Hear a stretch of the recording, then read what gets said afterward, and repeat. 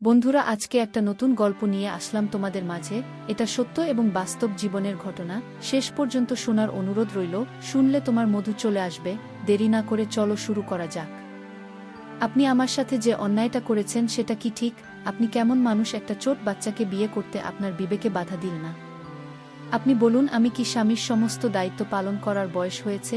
তখন আমার স্বামী বলল, আমাকে তোমার জ্ঞান দিতে হবে না। এখনকার যুগে 7-8 বছরের বাচ্চা মেয়ের সংসার করতে পারে। আমি তার উত্তরে বলেছিলাম, আমি পারব না। আমার বয়স 17 বা 18 না হওয়া পর্যন্ত আপনি আমার কাছে আসবেন না।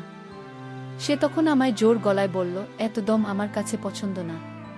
তোমার বিয়ের বয়স হোক বা না হোক সেটা আমার দেখার বিষয় না। আমার কাজ আমাকে করতে দাও। এই কথাটা বলে সে আমাকে একটা ধাক্কা মেরে কাছে ফেলে দিল। তারপর জোর জবরদস্তি করে আমার সাথে সারা রাত। বাকি বিষয়টা গল্পটা শোনাচ্ছি। আমার মা কেমন আছে জিজ্ঞেস করতেন। এরপরে কথায় কথায় আমাকে উপদেশ দেয়া শুরু করতেন, যেটা তিনি প্রতিদিনই দিয়ে থাকেন। মা আমাকে বলতেন, মা আমার বোমাকে বিরক্ত করবে না, কারণ ও এখন ছোট মানুষ, তার সাথে জোর জবরদস্তি করার চেষ্টা করবি না। বাবা এখনো বয়স কম, বাচ্চা মানুষের সম্পর্ক তা বোঝার জন্য তার আরও কিছুটা সময় চায়। আমি কোনো সম্পর্কে কথা বলছি, তুই নিজেই বুঝতে পারছিস আমি কি বলতে চাইছি। সে এখনো খুবই ছোট, এর স্বামী স্ত্রীর সম্পর্কের কষ্ট হয়তো এখনো সে সহ্য করতে পারবে না। মায়ের কথা শুনে আমার মাথা নিচু হয়ে গেল। মায়ের এই একই কথা প্রতিদিন শুনে আমি ভীষণ লজ্জায় পড়ে যেতাম। আমি একজন যুব পুরুষ, সব কিছু বোঝার মতো আমারও বয়স হয়েছে, কিন্তু জানি না আমার মা কেন আমাকে বিশ্বাস করতে পারে না। আজ অবধি আমি বুঝতে পারলাম আমার মা কি চায়। তিনি নিজেই আমার বিয়ে একটা ছোট মেয়ের সাথে করিয়ে দিলেন, আর বিয়ের পর থেকে প্রতিদিন আমার মা আমাকে একই উপদেশ দিয়ে যাচ্ছেন যে নিজের বউয়ের কাছে যাবি না, ওর সাথে কিছু চেষ্টা করবি না, ওকে কিছুটা সময়, আর এখনই তার সাথে ঘনিষ্ঠ হচ্ছে না। এই সম্পর্কে নেভানোর জন্য এখনো খুব ছোট।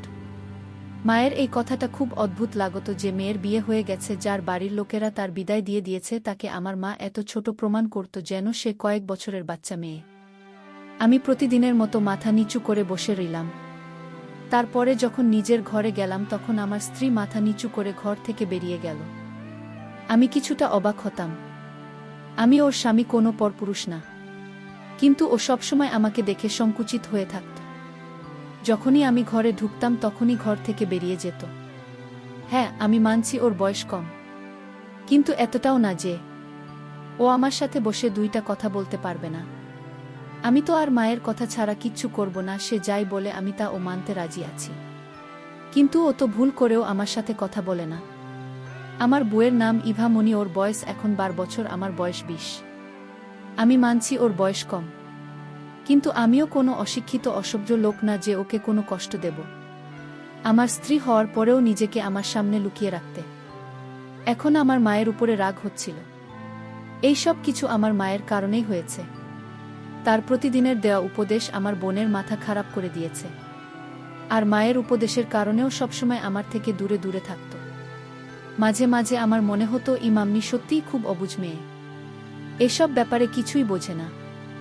আমি ওকে বিরক্ত করার চেষ্টা করতাম, তবু আমাকে দেখে খুব ঘাবড়ে যেত। রাতে আমরা দুজনে একই ঘরে ঘুমাতাম, আর নিজের বুকে এত কাছে দেখে মাঝে মাঝে রাতের বেলা আমার ঘুম আসত না। কিন্তু মাকে দেওয়া কসমের কারণে আমি কিছু পারতাম না।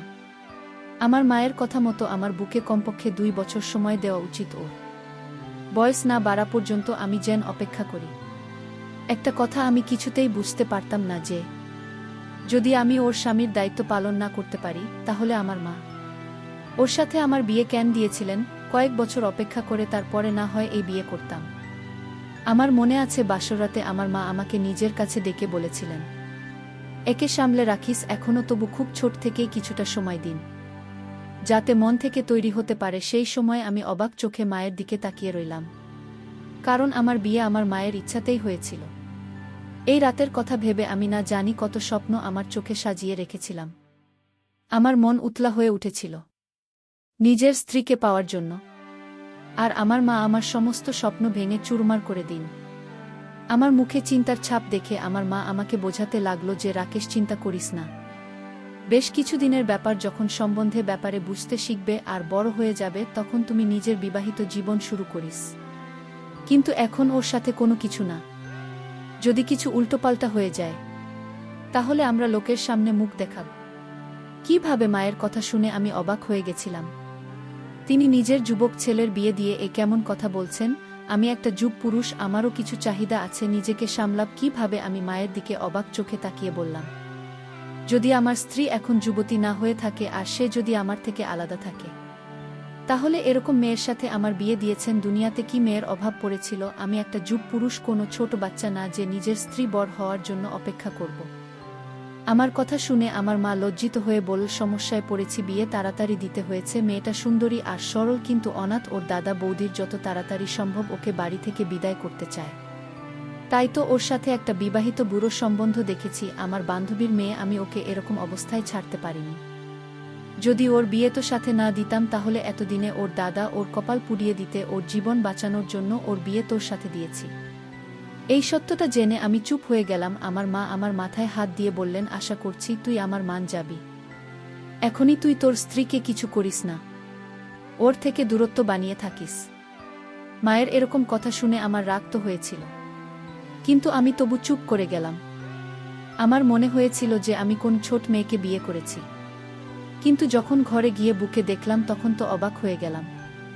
অবশ্যই ওর বয়স কম ছিল, কিন্তু আমার কাছে মনে হয়েছিল সে যুক্তি ছিল। ওকে দেখে আমার হৃদয়ে বেইমান হয়ে উঠেছিল। কম বয়সী হওয়ার পরে ওকে দেখার মতো ছিল, এই কারণে ভালোভাবে আমার সাথে মানিয়ে যেত। কিন্তু আমি আমার মায়ের কথা মনে করে খুবই কষ্টে নিজেকে সামলে নিলাম। না হলে ইভা মনের সৌন্দর্য তো আমাকে পাগল করেছিল।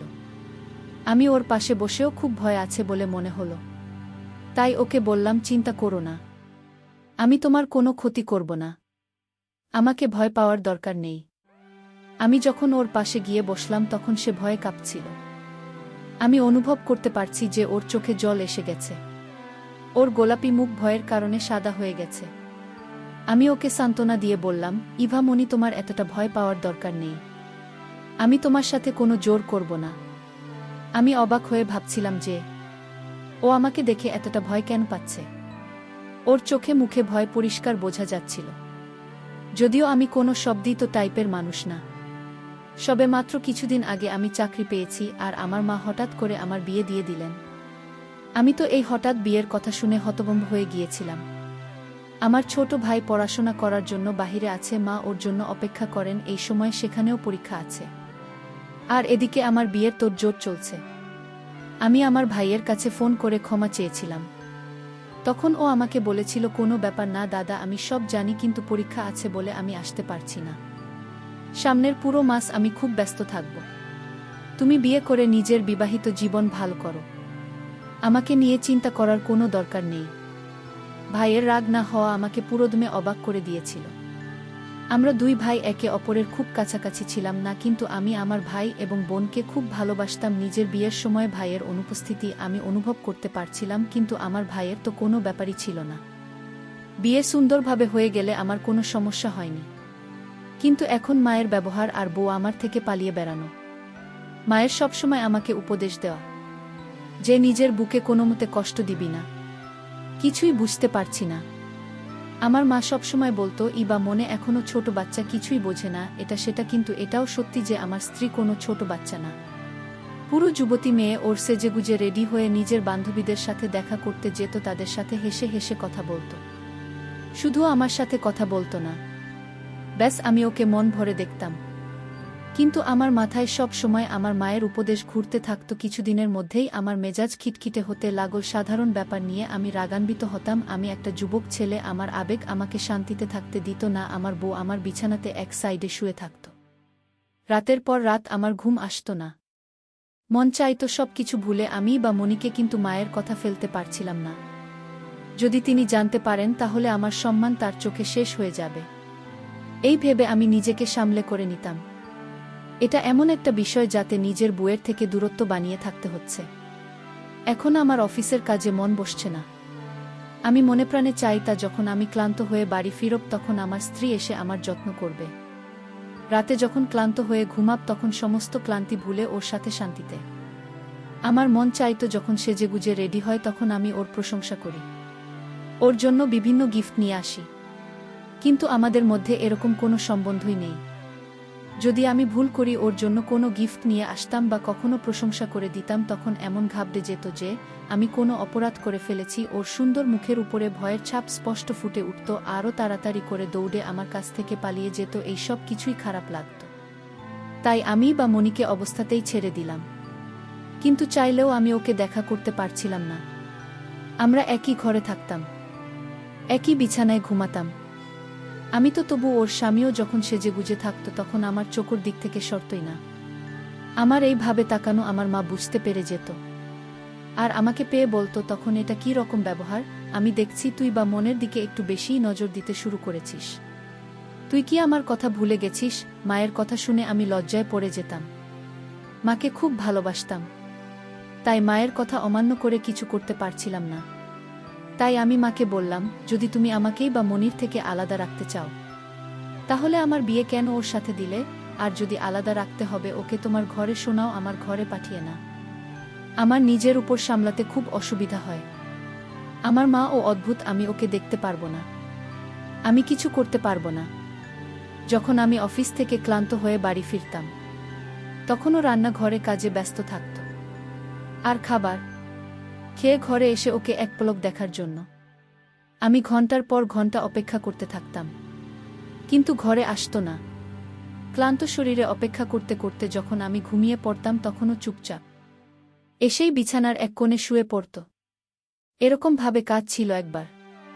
আমি নিজের উপর কন্ট্রোল করতে না পেরে তার পাশে গিয়ে যখন বসলাম, আর তাকে যখন বললাম, তোমার হাতটা বের করো, আমি আজ তোমায় একটা গিফট দেব। সে যখন না করছিল, আমি তাকে বললাম, হাতটা বের করে বলছি, আর এতেও চিৎকার চেঁচামেচি করতে শুরু করে দিল। চিৎকারের আওয়াজ শুনে আমার মা ও ঘরের মধ্যে এসে বলল, আমাকে হাজারটা কথা শুনিয়ে দিন বলতে লাগল, তোর লজ্জা করে না? আমি তোকে কতবার বুঝিয়েছি যে ও এখনো ছোট্ট বাচ্চা, ওকে কিছুটা সময়, কিন্তু নিজের উপর একটু কন্ট্রোল নেই। এবার আমারও রাগ এসে গেল। আমি বললাম, না, তুমি আমাকে আরিভা মনিকে বিয়ে দিয়েছিলে কেন? নিজের স্ত্রীকে পাওয়ার প্রাকৃতিক ব্যাপার যেটা আমার ভিতরে জেগে উঠেছিল। আমি কোনো অন্যায় কাজ করিনি। আমার মা এটা জানতো না যে স্বামী স্ত্রীর মধ্যে এভাবে নাক গলানো উচিত না। এই ব্যাপারটা আমাকে রাগিয়ে দিয়েছিল। আমি রাগান্বিত হয়ে আমি সিদ্ধান্ত নিলাম, আজ রাতে আমার কিছু করতে হবে। সে না চাইলেও আমি আজ আমার পাওনা আদায় করে নেব। তারপর রাতে যখন তার রুমে গেলাম, সে আমায় বলল, আপনার মা নিষেধ করা সত্ত্বেও আপনি আমার ঘরে আসেন কেন? আমি বললাম, সেই জবাব কি তোকে দিতে হবে? এই কথা বলে আমি তাকে বিছানায় ধাক্কা মেরে ফেলে দিলাম। তারপর বন্ধুরা বুঝতেই পারছেন কি করেছিলাম। কিন্তু বন্ধুরা, আমি তা করে ভুল করেছিলাম। কারণ কিছুক্ষণ পর আমার স্ত্রী অজ্ঞান হয়ে পড়েছিল। তারপর তাকে হাসপাতালে নিয়ে গেলাম। কিছুদিন সে সুস্থ হবার পর তাকে বাড়িতে নিয়ে আসলাম। তারপর কিছুদিন পর আমি ইতালি চলে গেলাম।